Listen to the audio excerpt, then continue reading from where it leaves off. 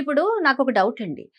వైఎస్ఆర్‌సీపీ కాంగ్రెస్ ప్రభుత్వంలోకి వస్తే పేర్లు మార్చేస్తారు. లేదా టీడీపీ వస్తే పేర్లు మార్చేస్తారు. లేదంటే బీజేపీ వస్తే పేర్లు మార్చేస్తారు. ఇలా ఒక పార్టీ అధికారంలోకి వచ్చినప్పుడు ఎందుకని పేర్లు మారుస్తూ ఉంటారు తరచుగా? అంటే మీరేం చెప్తారు? అప్పుడు ప్రజాధనం దుర్వినియోగం అవ్వట్లేదా? ఇప్పుడు జగన్మోహన్ రెడ్డి వచ్చినప్పుడు జగన్మోహన్ రెడ్డి గారు ఏం పేర్లు మార్చారు? ఒకటే ఎన్టీఆర్ యూనివర్సిటీ, హెల్త్ యూనివర్సిటీ అని పేరు మార్చారు. ఎందుకు ఎన్టీఆర్ హెల్త్ యూనివర్సిటీ పేరు మార్చారు? ఇప్పుడు ఒక డిస్టికే ఎన్టీఆర్కి ఇచ్చాడు. డిస్టిక్ పేరు ఎన్టీఆర్ పేరు పెట్టాడు. హెల్త్ యూనివర్సిటీని ఎందుకు మార్చాల్సి వచ్చిందంటే, మన రాష్ట్రాల్లో పరిపాలించిన ముఖ్యమంత్రులు అందరిలో కానీ డాక్టర్ ఎవరంటే రాజశేఖర రెడ్డి. ఈ యొక్క వైద్యానికి సంబంధించిన వ్యవస్థలన్నీ కూడా రాజశేఖర రెడ్డి పేరుతో బాగుంటుంది అనేటువంటి ఉద్దేశంతో డాక్టర్ రాజశేఖర రెడ్డి యూనివర్సిటీ అని పెట్టాల్సి వచ్చింది. కానీ వేరే ఏదో ఎన్టీఆర్ మీద అభిమానం లేకుండా ఎన్టీఆర్ మీద అపోజ్ చేయడమో అనేటువంటిది. ఆ విధంగా అపోజ్ ఉంటే ఎందుకు ఎన్టీఆర్ పేరుతో ఒక జిల్లానే ఎన్టీఆర్ పేరుతో పెడతాడు? మేమందరం కూడా ఎన్టీఆర్ని అభిమానిస్తాం. ఎందుకంటే ఈ రోజున కూడా తెలుగుదేశం పార్టీ ఎన్టీఆర్ స్థాపించిన తెలుగుదేశం పార్టీ కాదు. ఎన్టీఆర్ స్థాపించిన తెలుగుదేశం పార్టీ కాంగ్రెస్కి వ్యతిరేకం, కాంగ్రెస్ వాదనలకి కాంగ్రెస్కి వ్యతిరేకంగా ఏర్పడిన పార్టీ. కానీ ఈ రోజు ఉన్నటువంటి పార్టీ ఎన్టీఆర్ని ఎన్నుపోటు పొడిచి వచ్చిన పార్టీ ఇది చంద్రబాబు నాయుడు తెలుగుదేశం పార్టీ. చంద్రబాబు తెలుగుదేశం పార్టీకి నైతిక విలువలు కానీ విశ్వసనీయత కానీ ఏమీ లేవు. వాళ్ళు ఆయన ఎట్ట కాల్చుంటే అట్ట పోతాడు. బీజేపీతో ఒకరోజు పొత్తు కొడతాడు, కాంగ్రెస్తో ఒకరోజు పొత్తు కొడతాడు. కాంగ్రెస్కి వ్యతిరేకంగా ఏర్పడే పార్టీ కాంగ్రెస్కి అనుకూలంగా పోయి పొత్తు పెట్టుకోవడం అనేటువంటిది తెలంగాణలో ఎంత దారుణమో మీరే చెప్పండి. మేము వచ్చిన తర్వాత పార్టీలు పేర్లు మార్చరా, అది ఒక్కటి తప్ప. జగన్మోహన్ రెడ్డి గారు ఇప్పుడు అదే చంద్రబాబు నాయుడు గారు వచ్చిన తర్వాత జగన్మోహన్ రెడ్డి గారు పెట్టినటువంటి ప్రతి దాన్ని కూడా పేరు మారుస్తున్నాడు. మీరు ఒక చిన్న ఎగ్జాంపుల్ చెప్తాను. నేను జగన్మోహన్ రెడ్డి గారు అమ్మఒడి అనేటువంటి ఒక కార్యక్రమాన్ని తీసుకొచ్చాడు. అది విద్యార్థులకు ఎంత ఉపయోగకరం అనేటువంటిది మీకు అందరికీ తెలుసు. ఎంత ప్రాచుర్యం పొందిందో అమ్మఒడి అంటే అందరు ప్రపంచ దేశాలకు కూడా తెలుసు. ఇటువంటి వ్యవస్థని పేరు మార్చాడు. తల్లికి వందనం అనేటువంటి పేరు మార్చాడు. పేరు మార్చుకున్నా కూడా పర్లేదు, మేమేమనుకోం. ఏది తల్లికి వందనం అని మార్చుకున్నా సరే అది లబ్ధి చేకూరుస్తున్నాడంటే ఆ లబ్ధి కూడా చేకూర్చలా. ఆ చేకూర్చేది 13,000 అనేది 15,000 చెప్పాడు. 7,000, 8,000, 9,000 ఇచ్చి కొంతమంది ఇవ్వకుండా కూడా మోసం చేసేసాడు. సరే అది కూడా ఓకే, అది కూడా యాక్సెప్ట్ చేస్తున్నాం మేము. చంద్రబాబు నాయుడు గారు స్టేజ్ మీద కూర్చొని పక్కనే ఆయన కొడుకు లోకేష్ కూర్చుంటే ఆయన చూపించేసి, లోకేష్ బాబు ఈయన చదువుకున్నాడు, ఆయన మనసులో నుంచి వచ్చింది ఈ తల్లికి వందనం అనేటువంటి ఒక పేరు చెప్తాడు. 40 సంవత్సరాల ఇండస్ట్రీ సిగ్గు శరం లేకుండా జగన్మోహన్ రెడ్డి గారు పెట్టినటువంటి అమ్మఒడి అనేటువంటిది ప్రపంచ దేశాలకు తెలుసు. ప్రతి ఒక్క బిడ్డను అడిగితే చెప్తాడు.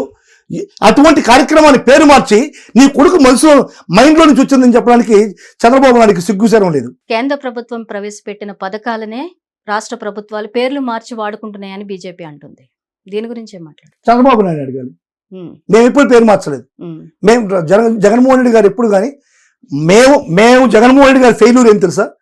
మేము చేసినటువంటి పథకాలను కూడా మేము ప్రజల్లోకి తీసుకుపోలేకపోవడం. మేము ప్రవేశపెట్టినటువంటి అత్యున్నతమైన పథకాలు ఉన్నాయి. ఆ పథకాలను కూడా ఫుల్ ఫ్లెడ్జ్డ్గా మేము తీసుకుపోలేకపోతున్నాం. ఎందుకంటే మాకు బేతాళులు లేరు. వాళ్ళకి 4 బేతాళులు ఉన్నారు. TV5, ఈటీవీ, మహా టీవీ, ఇంకా ఒకటి ABN, 4 బేతాళులు ఉన్నారు. మరి తుఫాను కూడా పట్టి లాగి ఆ పక్క పారేస్తాడు అనేటువంటి మాటలు కూడా మాట్లాడుతున్నారు. ఇటువంటి మాటలు మాట్లాడడానికి మాకు వ్యవస్థ, ఈ యొక్క పత్రికా వ్యవస్థలో కానీ ఈ యొక్క టీవీ వ్యవస్థలో కానీ మాకు వ్యవస్థలు లేవు. జగన్మోహన్ రెడ్డి ఏం చెప్తాం? అక్కడ కూడా మేము ఫెయిల్. సాక్షి టీవీ కూడా మమ్మల్ని మేము ప్రొజెక్ట్ చేసుకోవడానికి ఫెయిల్. అన్ని పథకాలు పాస్ చేశాడు కానీ జగన్మోహన్ రెడ్డి గారు ఫెయిల్ చేసినటువంటి ఒకే పథకం మనం చేసినటువంటివి ప్రజల్లోకి తీసుకుపోలేకపోవడం. ఎందుకు తీసుకెళ్ళపోయారు? మేము చాలా చేశాము, ప్రజలకి ఎంతో డబ్బు, ఎన్నో నిధులు, సంక్షేమ పథకాల ద్వారా నిధులను మేము ఖర్చు చేశాము, వారికి అన్ని అందించామని గర్వంగా చెప్పుకుంటున్నాం. మీరు ప్రజల దృష్టిని ఎందుకు ఆకర్షించలేకపోయారు? మళ్ళీ మీరు ఎందుకు పదవుల్లోకి రాలేకపోయారు అంటే ఏం చెప్తారు? అంటే మేము చేసినటువంటి పథకాలు ప్రజల్లోకి వెళ్తున్నాయనేటువంటి విధంగా చేశారు. పని చేయడమే మన డ్యూటీ. పని చేసేటప్పుడు అవి దేవుడు దాన్ని ముందుకు తీసుకెళ్తాడనేటువంటి వాదన జగన్మోహన్ రెడ్డి గారిది. దానికంటే ప్రత్యేకంగా పేపర్లో అడ్వర్టైజ్మెంట్ ఇచ్చుకోవడం అనవసరమైనటువంటి. మీరు చూసారంటే 2 రోజులకు 3 రోజులకు ఒకసారి ఫస్ట్ పేజ్ ఓపెన్ చేస్తే ఆంధ్రజ్యోతి కానీ ఈనాడు కానీ ఏదో ఒక యాడ్ ఉంటుంది. చంద్రబాబు నాయుడు చేయలేపాడు అనేటువంటి ఒక యాడ్ ఉంటుంది, 1,00,000 కోట్లు. ఇంకో మన మనసులో చూస్తే లోకేష్ బాబు కాలు ఎత్తాడు అని ఉంటుంది. వీటికి కొన్ని వేల కోట్ల రూపాయలు యాడ్లకే తగలబెట్టేటువంటి పరిస్థితి. ఈ విధంగా మేము ఎప్పుడు చేయలేము, జగన్మోహన్ రెడ్డి గారు చేయలేదు. న్యాచురల్ గా ప్రజలు తెలుసుకుంటారు అనేటువంటి విధానంలో వెళ్ళాడు. కానీ ప్రజలు దాన్ని రిసీవ్ చేసుకోలేని పరిస్థితి. అంటే కరెంటు బిల్లులు పెంచడం కానివ్వండి, చెత్తపై పన్ను వేయడం కానివ్వండి, పెట్రోల్ విషయంలో సెజ్ విషయంలో కూడా తగ్గించకపోవడం కానివ్వండి, ఇలాంటి కొన్ని నెగిటివ్గా పబ్లిక్లోకి వెళ్ళిపోయినాయి ఆ టైంలో అని మా ఉద్దేశము. సో మరి ప్రజలు ఏం కోరుకుంటున్నారు, ఎలాంటి పరిపాలన కోరుకుంటున్నారు అన్నది జగన్మోహన్ రెడ్డి గారు ఒక్కసారి ఆత్మ పరిశీలన చేసుకోలేకపోయారా?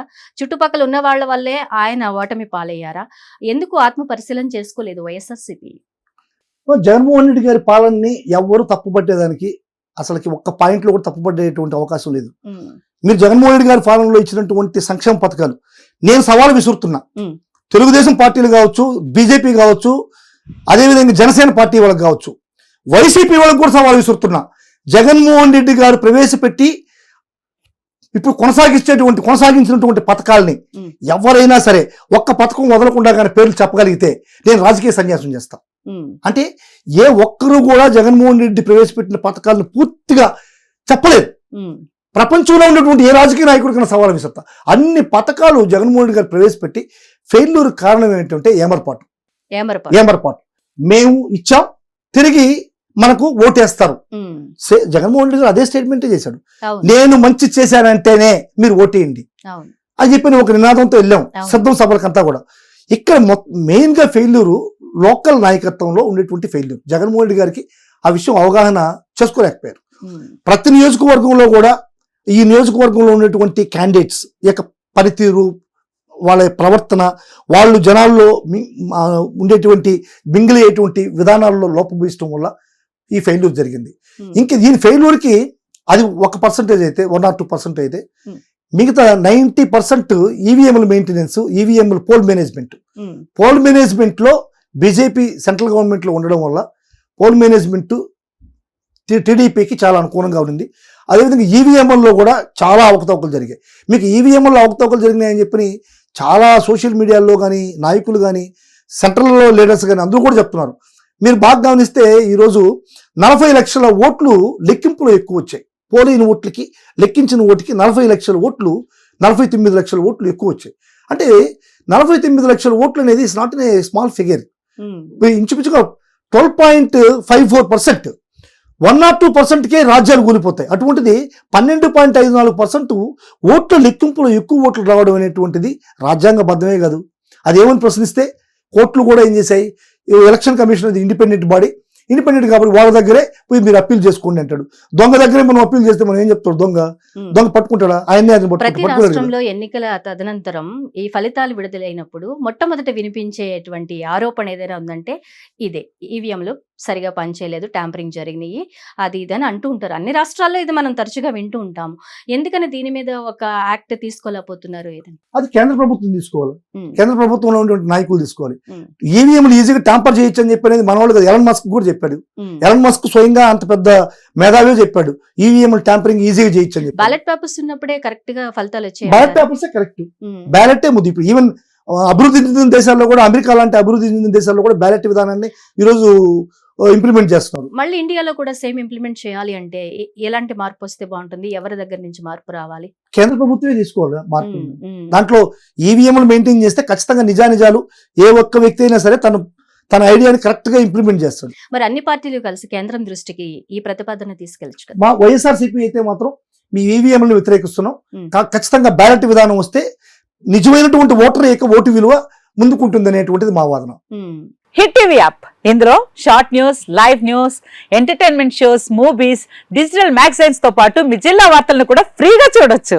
ఇంకెందుకు ఆలస్యం, వెంటనే హిట్ టీవీ యాప్ ని డౌన్లోడ్ చేసుకుని ఫ్రీగా ఎంటర్టైన్మెంట్ పొందండి. Hit TV app, hit TV app, please download hit TV app. Hit TV app ని ఫ్రీగా డౌన్లోడ్ చేసుకుని ఎంజాయ్ చేయండి. మీకు నచ్చిన ఎంటర్టైన్మెంట్ కోసం హిట్ టీవీ యాప్ ని ఫ్రీగా డౌన్లోడ్ చేసుకుని ఎంజాయ్ చేయండి. హిట్ టీవీ యాప్ ని డౌన్లోడ్ చేసుకుని ఆస్వాదించండి, ఆశీర్వదించండి. ఇంతమంది సెలబ్రిటీలు హిట్ టీవీ యాప్ ని డౌన్లోడ్ చేసుకోండి అని చెప్తున్నారంటే ఎంత మంచి యాప్ ఆలోచించండి. అమెరికాలో చదవాలనుకునే వాళ్ళకి విశ్వసనీయమైన పేరు మన శౌర్య కన్సల్టెన్సీ. UK లో 1 year masters, UK లో 1 year masters, 2 years work permit up to 5 years visa. Contact Saurya Consultancy. Contact 89851 89851.